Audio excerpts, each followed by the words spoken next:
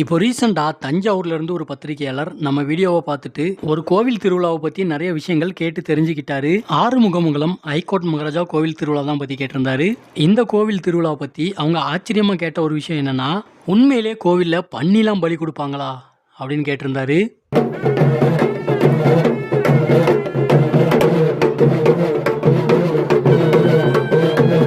எங்கள் வீட்டில் எப்போவுமே கோவில் திருவிழாக்கு அடுத்த நாள் பன்னிக்கறி தான் மேக்ஸிமம் இருக்கும்.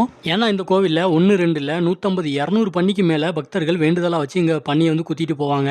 அதுவும் ஒவ்வொரு பன்னியும் 200 to 300 கிலோ வரைக்கும் வெயிட் அதிகபட்சமாக இருக்கும். அந்த காலத்தில் பன்னிங்கிறது ஒரு காட்டில் இருக்கிற ஒரு உயிரினம். அதை வந்து வீட்டில் வச்சு வளர்த்து அதுக்கப்புறமா கோயிலில் வந்து வேண்டுதலுக்காக பலி கொடுக்கறது வழக்கம். இந்த சொடலமலை சாமிக்கு எதுக்காக பன்னியை பலி கொடுக்காங்க அப்படிங்கிறத பற்றி நான் அடுத்த வீடியோவில் வந்து சொல்கிறேன். இந்த கோவிலை சுற்றியுமே வயல் வெளியாக தான் இருக்கும். வயலே தெரியாத அளவுக்கு ஃபுல்லாக மக்கள் கூட்டமாக இருக்கும். இப்போ வந்து மக்கள் நிறைய பேர் நைட்டு ஸ்டே பண்றது கிடையாது. ஆனா ஒரு காலத்துலலாம் நைட்டு பகலுமா நிறைய பேர் கூட்டமா இருப்பாங்க. இந்த கோவில் திருவிழாவை சாமி தான் முடிவு பண்ணுவாங்க.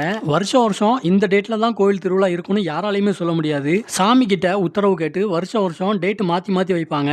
இந்த ஆறுமுகமங்கலம் ஐகோர்ட் மகாராஜா கோவிலை பத்தி சொல்லணும்னா சொல்லிக்கிட்டே போகலாம். இன்னும் நிறைய விஷயங்கள் இருக்கு. அதெல்லாம் நான் அடுத்தடுத்த வீடியோக்களில் வந்து ஷேர் பண்றேன்.